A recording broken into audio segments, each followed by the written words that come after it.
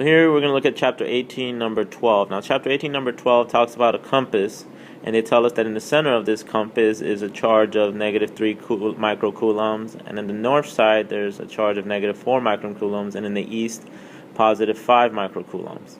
And what they want us to find is they also give us the radius, so we know that they're 0.1 meters away from each other, and they want us to find the net force acting at the center of this whole compass.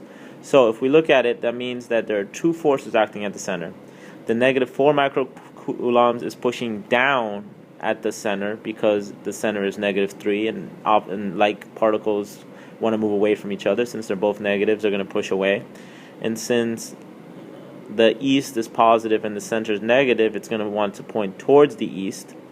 So then we have our F1 here pushing it down, our F2 here pushing it to the right. So in order to find our net force, we got to find the actual forces and add them up. So we start by F2 using our equation that K times Q1, Q2 divided by R squared, which in this case is 0.1, equals our force, and we plug this into our calculators. The total force 2 is 13.485 newtons. Oh, got ahead. In the x direction. And because it's only pointing in the x direction, the y component is 0. Then we look at the F1. F1 we do by doing the same thing. K times Q1 times Q2 divided by the same 0.1 squared. And then when we plug that into our calculator, we get 10.788 newtons. Now this is pointing down, so this is actually a negative y component, and the x component is 0. So then to find the total net force in the center, we need to find the net force in the x direction, which is just 13.48, 5 newtons, plus 0, because there's no x component for that F1.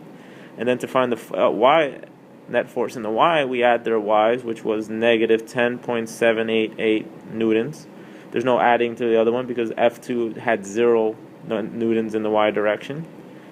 And then we find so when we graph this force, we have this x component of 13.49 to the right, and this 10.79 pointing down, and this black arrow is our total net force. To find the total net force, we use Pythagorean theorem.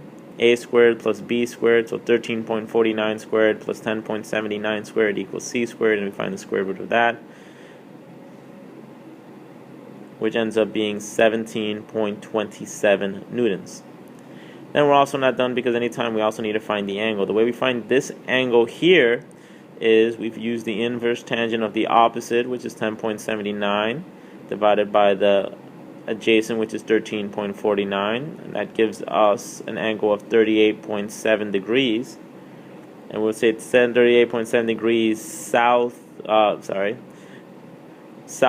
east, or we'll say 38.7 degrees below the positive x-axis.